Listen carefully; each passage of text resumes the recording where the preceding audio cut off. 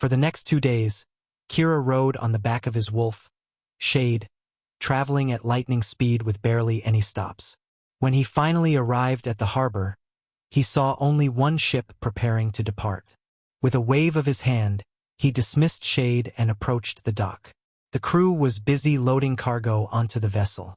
Kira stepped forward and asked one of the men, "Where is this ship headed?" The sailor ignored him and continued hauling crates. Kira moved toward the ship's entrance, but before he could step aboard, a gruff voice called out, "Where do you think you're going?" Kira turned to see one of the crew members eyeing him warily. "I need to cross the sea," Kira said. "Could you take me with you?" The man scoffed, then pointed toward a stern-looking figure standing near the gangplank, barking orders at the sailors. "Go talk to the captain." Kira nodded and approached the man, who looked him up and down before speaking in a gruff tone. "What do you want?" "I want to cross the sea," Kira said. "Could you take me with you?" The captain crossed his arms. "Do you have 500 coins?" "No, but—" Before Kira could finish, the captain cut him off with a dismissive wave. "Then it's not my problem." With that, he turned away and boarded the ship. The last of the cargo was loaded, and the crew hurried to follow him. Within moments, the vessel pulled away from the dock, leaving Kira standing there, watching as it drifted farther into the open sea. With a sigh, he walked to the edge of the harbor, sat down, and let his legs dangle over the water. The vast ocean stretched before him, endless and uncertain. As Kira's legs touched the water, a strange sensation washed over him, a connection, deep and instinctive. At that very moment, inside the elemental hall of the ancient temple, the water gate and air gate began to glow faintly. Kira lifted his hands, and the sea responded, its surface rippling in harmony with his movements. He hesitated for a moment, then took a deep breath and leaped into the water. For a brief moment, the sea was still, as if holding its breath. Then the water stirred.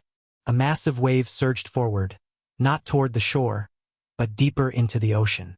At its peak, Kira stood, laughing with exhilaration before diving back in. As he plunged deeper, his body moved effortlessly, slicing through the currents at incredible speed.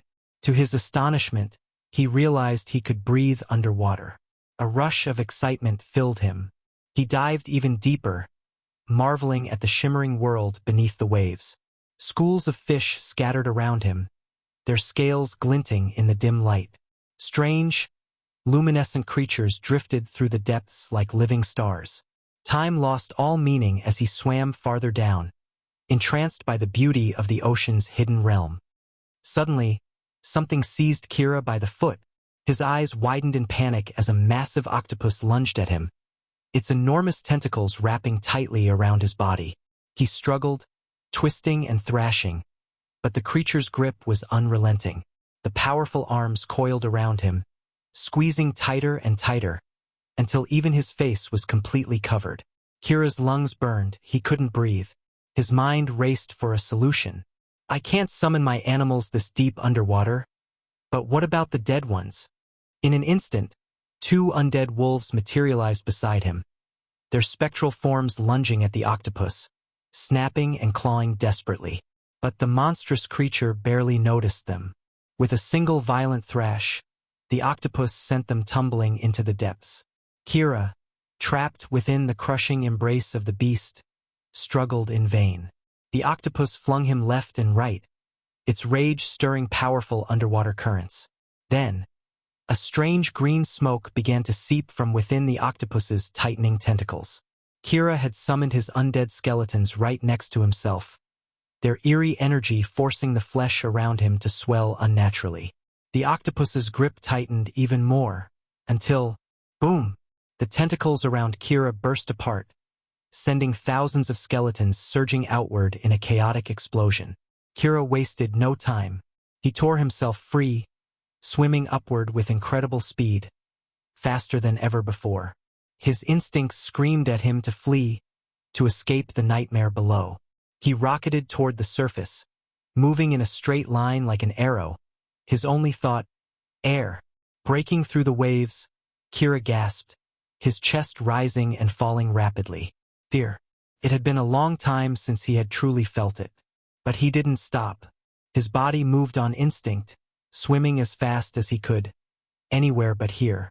Then, through the blur of his movements, he spotted something, a ship.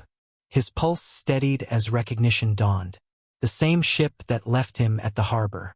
For the first time since his struggle began, Kira exhaled, regaining his composure. He closed his eyes for a brief moment, letting the tension drain from his body. Then he made a decision. I won't swim to them. Instead, he veered away, accelerating, trying to remain unseen. But before he could get far, screams. Kira turned back. The ship rocked violently, tossed like a toy in the grip of a colossal octopus. He hesitated. Just moments ago they had refused to help him. But now, with a sharp breath, he made his choice. Closing his eyes, he channeled his spiritual energy, his entire body glowing with power. Then, in a burst of speed, he shot toward the ship, faster than ever before. Kira focused his spiritual energy into his feet and dashed across the surface of the water, moving like a phantom. His fist gleamed like a miniature sun, burning with immense power as he charged his strike. With all his strength and the speed of his momentum, he unleashed a devastating punch straight into one of the octopus's massive arms. Boom! The impact sent a shockwave rippling through the water, and the octopus let out a deep, muffled moan, its tentacle instinctively recoiling from the ship. But Kira had only angered the beast. With a furious screech, the giant octopus began slamming its monstrous limbs down, one after another, trying to crush him. To Kira, the world slowed. Each attack felt sluggish, too easy to read. He weaved between the descending tentacles effortlessly, his speed far beyond the creature's reach. Frustrated, the octopus shifted tactics. It ignored the ship, turning its full attention to Kira. Perfect. With a smirk, Kira led the beast away, sprinting across the waves, leaving behind only streaks of energy where his feet touched the sea. On the ship, the sailors stood frozen, staring in shock. The captain's eyes narrowed. Is that the man from the harbor? Meanwhile, deep within the elemental hall of the temple, the water gate remained closed, but its glow intensified. Out on the ocean, Kira continued his high-speed battle, weaving through the air, his hands slicing through the sea, summoning powerful waves to crash against the octopus. Then, in the distance, a small island. Seizing the opportunity, Kira raced toward it, his energy surging. The moment he landed, he raised both hands, channeling a massive surge of magic into the water. A towering wave erupted, slamming into the octopus, forcing it onto the island's shores. The beast roared in rage, its massive tentacles smashing into the sand, trying to strike Kira. But he was too fast, dodging each attack with ease. Then Kira made his move. He extended a hand, summoning his mighty companion, Vega, the giant golden lion. The colossal beast materialized, its radiant golden mane shimmering in the sunlight. But even Vega, in all his power, looked small compared to the monstrous octopus, only half its size. Kira reached out, placing a hand on the lion's fur. Magic surged from his palm. Immediately, Vega's form began to grow. His body expanded, muscles swelling, his claws and fangs stretching into massive, razor-sharp weapons. His eyes blazed red, burning with enhanced power. His golden mane flared like a roaring fire, radiating pure magic. Then Vega roared. The sound shook the very air, a declaration of dominance. This land belonged to him. The octopus hesitated. For the first time, it sensed true danger. But hesitation didn't last long.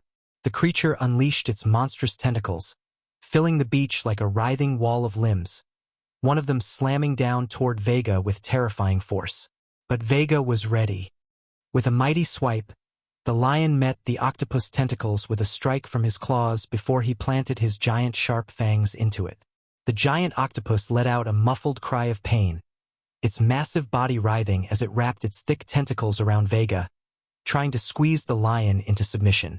It pulled with all its strength, desperate to force him to let go. But Vega only growled, his glowing fangs sinking even deeper into the fleshy limb. With a ferocious snap, he tore through the tentacle in his jaws, shredding it apart. Without hesitation, he turned to the others, his claws raking through whatever he could reach. Slicing, tearing, ripping.